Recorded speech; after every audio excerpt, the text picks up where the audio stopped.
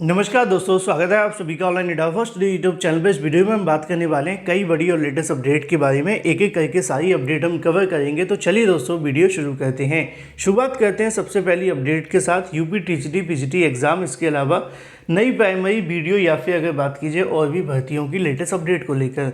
जैसा कि दोस्तों आप जानते हैं कि टीजीटी पीजीटी परीक्षा को लेकर लगातार अभ्यर्थी इंतजार कर रहे हैं। उत्तर प्रदेश माध्यमिक शिक्षा सेवा चयन बोर्ड के माध्यम से इस भर्ती का विज्ञापन निकाला हुआ था। इस भर्ती का विज्ञापन निकालने के बाद में चयन बोर्ड के अंदर सदस्य खत्म हो गए और चेयरमैन भी चले गए। फिर धीरे धीरे सरकार के माध्यम से नई शिक्षा सेवा आयोग को लेकर काम करना शुरू कर दिया गया। नए शिक्षा सेवा आयोग को लेकर कैबिनेट के माध्यम से प्रस्ताव पास किया गया, लेकिन इसी बीच अभ्यर्थियों के माध्यम से याचिका हाईकोर्ट में दाखिल कर दी गई। हाईकोर्ट में जब ये मामला गया नई शिक्षा सेवा आयोग को लेकर, तो कोर्ट के माध्यम से कहा गया था कि नई शिक्षा सेवा आयोग को लेकर सिर्फ प्रस्ताव पास हो जाने से जो भी भर्ती आयोग पहले से वो कहीं ना कहीं बंद करने की कगार पे नहीं आ जाते या फिर महत्वहीन नहीं हो जाते। ऐसे में कैबिनेट के माध्यम से पास किया गया प्रस्ताव नए शिक्षा सेवा आयोग को लेकर पूरे तरीके से महत्वहीन है। इसी मुद्दे को ध्यान में रखते हुए कोर्ट के माध्यम से सुनवाई की गई और सरकार से जवाब मांगा गया था कि जो भी वर्तमान में पुरानी भर्तियां निकली हुई हैं, चाहे वो असिस्टेंट प्रोफेसर की भर्ती हो, टीजीटी पीजीटी की भर्ती हो, उनको पुराने आयोग के माध्यम से करवा लिया जाए। जब इस मामले को लेकर एक बार फिर से कल की तारीख में सुनवाई देखने के लिए मिली और सुनवाई के बाद कोर्ट के माध्यम से क्या ऑर्डर दिया गया वो आप सभी के सामने स्क्रीन पर देखने के लिए मिल जाएगा। क्योंकि आप जानते हैं कि टीजीटी पीजीटी भर्ती हो या फिर असिस्टेंट प्रोफेसर की भर्ती हो, अगर ये भर्तियां पुराने आयोग के माध्यम से होती हैं तो ज़्यादा समय नहीं लगेगा, लेकिन अगर नए आयोग का इंतजार किया तो निश्चित तौर पर इन भर्तियों में बहुत लंबा इंतजार करना पड़ेगा। यही खास वजह है कि अभ्यर्थियों के माध्यम से कोर्ट में याचिका दाखिल की गई है ना। न्यूनतम आवश्यकता सिद्धांत के अनुसार यहाँ से भर्ती कराए जाने को लेकर मांग की गई है। अब नीचे लिखा हुआ है कि कोर्ट नंबर 34 के अंदर सीरियल नंबर 1 पे इस मुद्दे की सुनवाई देखने के लिए मिलती है, लेकिन state did not file affidavit. लेकिन जो दिशा निर्देश मिले थे कोर्ट के माध्यम से सरकार को, उन्होंने एफिडेविट फाइल नहीं किया, जिसके चलते कल इस मामले को लेकर ज़्यादा लंबी सुनवाई नहीं हुई। लेकिन अच्छी बात यह थी कि कोर्ट के माध्यम से इस मुद्दे को सीरियसली लिया गया और उन्होंने कहा कि मेरी समझ की परे है कि यहाँ पर कोर्ट की बात को सरकार के माध्यम से क्यों सुना नहीं जा रहा, इस मुद्दे को डिले किया जा रहा है। ऐसे में उन्होंने इस मामले को लेकर पूरे तरीके से स्पष्ट कर दिया है कि 23 मई 2023 तक अगर सरकार अपना काउंटर फाइल नहीं करती है तो इसके लिए कोर्ट अपना जो अंतिम आदेश है वो सुना देगी और फिर जो भी आदेश जारी होगा भर्तियों को लेकर वो यहाँ पर मानना पड़ेगा टीजीटी पीजीटी के लिए।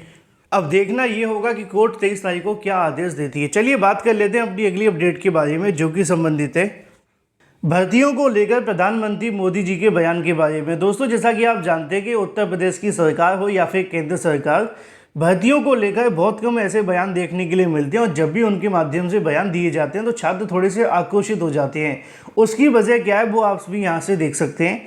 कुछ ऐसा ही देखने के लिए मिला प्रधानमंत्री मोदी के माध्यम से, जैसे कि योगी जी बोल रहे हों, क्योंकि योगी जी के माध्यम से भी अपने बयानों के अंदर इन्हीं शब्दों का इस्तेमाल किया जाता है कि भर्ती प्रक्रिया अब तेज़ होंगी, पारदर्शी व निष्पक्ष होंगी, भ्रष्टाचार नहीं होगा, भाई भतीजावाद खत्म होगा। इन्हीं शब्दों का इस्तेमाल करते हुए सीएम योगी के माध्यम से पिछले 5 या 6 सालों के अंदर कई बार ऐसे बयान दिए गए हैं। लेकिन थोड़ी समझ के परे बात यह है कि भर्तियां चलो पारदर्शिता होंगी, निष्पक्ष होंगी, भ्रष्टाचार रहित होंगी, लेकिन ये कौन सी भर्ती होंगी इसके बारे में शायद बताना भूल जाते हैं। क्योंकि उत्तर प्रदेश के अंदर कोई भी ऐसी भर्ती नहीं हुई है पिछले 7 सालों में, 8 सालों में, कि वहाँ पे भर्तियों के अंदर पेपर लीक या फिर सॉल्वर या फिर इसके अलावा आंसर की का वायल होना या फिर एडमिट कार्ड के साथ आंसर की वायल होना और भी बहुत कुछ अलग अलग प्रकार की जानकारियाँ आती हैं। अब तो याद भी नहीं रहती कि किस भर्ती में कितना घोटाला हुआ था, क्योंकि जब भी कोई नई परीक्षा होती है कुछ नया लेकर आती है ना। लेकिन समझ के परे ये है कि कोर्ट के माध्यम से इस मुद्दे को लेकर संज्ञान में नहीं लिया जाता, तो वहीं दूसरी तरफ सरकारों के माध्यम से अपने बयानों के अंदर पारदर्शी निष्पक्ष कहकर भर्तियों को टाल दिया जाता है। एक बार फिर से कुछ ऐसा ही देखने के लिए मिला और ये जो बयान उनके माध्यम से दिया गया वो यहाँ पे रोजगार मेले के तहत दिया गया, जिसमें उन्होंने 71,000 लोगों को नियुक्ति पत्र दिए। हर बार 70 से 75,000 लोगों को नियुक्ति पत्र मिल जाते हैं। थोड़ी समस्या ये है कि इन भर्तियों के आवेदन कब होते हैं, परीक्षा कब आती है, रिजल्ट कब जारी होता है, और सबसे बड़ी चीज़ जिनको नियुक्ति पत्र मिलता है वो आकर बताते भी नहीं हैं। आजकल अभ्यर्थी भी ऐसे हो गए। आप में से किसी को मिला हो तो कमेंट करके तो बता दिया करो कम से कम। सरकार ने 71,000 को नियुक्ति पत्र दिए, आप में से कोई एक तो होगा, कमेंट किया करो, बताया करो कम से कम। चलिए बात कर लेते हैं अपनी अगली अपडेट के बारे में, जो कि संबंधित है ग्राम पंचायत अधिकारी भर्ती के बारे में। वैसे तो इसको वीडियो भर्ती के नाम से आप जानते हैं, लेकिन ये भर्ती बीपीओ है, ठीक है ना। अब ऐसे में जो भर्ती का विज्ञापन जारी किया गया है वो ग्राम पंचायत अधिकारी को लेकर है, ग्राम विकास अधिकारी को लेकर नहीं है। लेकिन इसको हम कंबाइंड करके आप सभी के सामने चीज़ें आती रहती हैं। तो फिलहाल अगर बात की जाए पंचायती राज विभाग में 1468 ग्राम पंचायत अधिकारी के पदों पर भर्ती के लिए प्रक्रिया मंगलवार से शुरू हो गई है। अधीनस्थ सेवा चयन आयोग की ओर से इसका जो विस्तृत विज्ञापन की सूचना वो जारी करते हुए अभ्यर्थियों से आवेदन मांगे गए हैं। इन भर्तियों में आवेदन करने के लिए 23 मई से आपके आवेदन शुरू हो जाएंगे। लेकिन खास बात यह होगी कि इसमें 12th प्लस CCC वाले अभ्यर्थी आवेदन कर सकेंगे। और दूसरी खास बात ये होगी कि इसमें आवेदन करने के लिए पीटी 2022 आपका क्वालिफाई होना चाहिए। क्वालिफाई होने से काम नहीं चलेगा, जितने ज़्यादा परसेंटाइल होंगे उतनी संभावना है। मान लीजिए कि 99 परसेंटाइल वाले अभ्यर्थियों को ही ज़्यादातर भर्तियों बैठने का मौका मिलता है, बाकी सभी अभ्यर्थी तो घर बैठे हुए हैं सिर्फ पीटी का स्कोर कार्ड लेकर।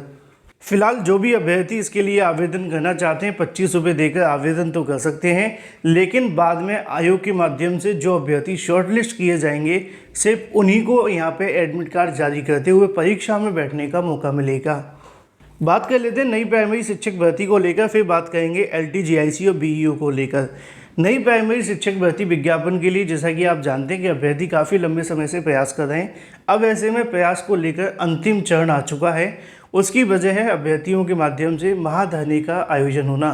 महाधरने को लेकर अभ्यर्थियों के माध्यम से 18 मई 2023 यानी कि कल की तारीख में इको गार्डन में अभ्यर्थियों के माध्यम से एक बड़े धरना प्रदर्शन का आयोजन किया जाएगा, जिसके संबंध में अभ्यर्थियों के माध्यम से ज़्यादा अभ्यर्थी पहुँचें। इसके लिए जो भी प्रयागराज या लखनऊ के अंदर कोचिंग संस्थान है उसके अंदर जाकर अपनी जो मांगे वो रखी। अभ्यर्थियों का कहना है ये एक अंतिम संघर्ष देखने के लिए मिलेगा, जिसमें अगर अभ्यर्थियों का संख्या बल ज़्यादा होता है तो नई प्राइमरी शिक्षक भर्ती को लेकर छात्रों की जीत निश्चय होगी। ऐसे में 18 मई को होने वाले धरना प्रदर्शन को लेकर काफ़ी अभ्यर्थियों की उम्मीदें हैं कि बहुत सारे अभ्यर्थी आसपास के जिलों से यहाँ पर पहुँचेंगे और नई प्राइमरी शिक्षक भर्ती के मुद्दे को लेकर सफल बनाने का प्रयास करेंगे। कल होने वाला धरना प्रदर्शन डिसाइड करेगा नई प्राइमरी शिक्षक भर्ती विज्ञापन की दिशा और दशा को लेकर। देखना ये होगा कि कितनी बड़ी अभ्यर्थी संख्या के अंदर यहाँ पहुँचते हैं। अगर आप चाहें तो इस वीडियो को और भी अभ्यर्थियों तक शेयर करते हैं, जिससे कि उनको भी जानकारी मिल सके।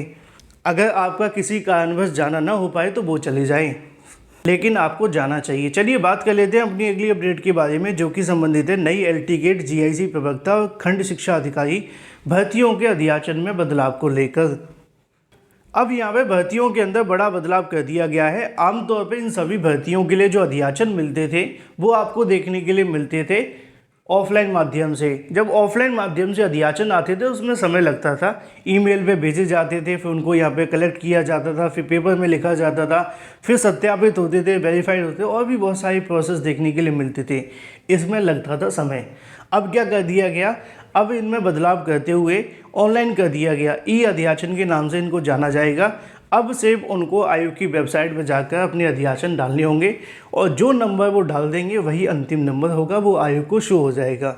उसमें गलतियां होने की संभावनाएं बहुत ज़्यादा कम होंगी, क्योंकि पेपर में लिखना, ये करना, वो करना, फिर उनको सत्यापन करने के लिए फिर से वही प्रोसेस दोहराना, और भी बहुत सारी समस्याएँ देखने के लिए मिलती थी। लेकिन अब इन भर्तियों के लिए सरकार के माध्यम से UPSSC और UPPSC के माध्यम से आने वाली भर्तियों को लेकर अध्याचन पोर्टल को लेकर यहाँ से दिशा निर्देश जारी कर दिए गए हैं, जिसके अंदर खंड शिक्षा अधिकारी LT गेट GIC प्रवक्ता, इसके अलावा UPPSC के माध्यम से आने वाली और भी तमाम भर्तियों को लेकर अध्याचन अब ऑनलाइन माध्यम से मांगे जाएंगे। इससे समय तो बचेगा ही, अध्याचन में गलतियां होने की संभावना बहुत ज़्यादा कम हो जाएंगी और समय तो बहुत ज़्यादा कम हो ही जाएगा। देखना ये होगा कि भर्तियों के अध्याचन के अंदर क्या क्या बदलाव देखने के लिए मिलते हैं। बात कर लेते हैं असिस्टेंट प्रोफेसर भर्ती के बारे में, क्योंकि ये मामला सुप्रीम कोर्ट जा चुका है। सुप्रीम कोर्ट के अंदर असिस्टेंट प्रोफेसर भर्ती को लेकर मामला चला गया है। असल में यहाँ पे भर्ती को रद्द करने को लेकर मामला गया हुआ था, उसी के संबंध में अब ये मामला उठकर सुप्रीम कोर्ट जा चुका है। हाई कोर्ट के माध्यम से संशोधित परिणाम के आधार पर चयनित अभ्यर्थियों को नियुक्ति देने का आदेश दिया गया था। इस मामले में उच्च शिक्षा निदेशालय के अफसरों ने सुप्रीम कोर्ट में अपील करने की तैयारी की है। शासन से अनुमति मांगी है। इसी बीच अगर बात की जाए अभ्यर्थियों के माध्यम से सुप्रीम कोर्ट में कैविएट भी दाखिल कर दी गई है। कैविएट वो होती है कि किसी भी फैसले पर पहुंचने से पहले उन छात्रों को भी सुना जाए। फिलहाल इस वीडियो के माध्यम से इतना ही। Thank you for watching this video.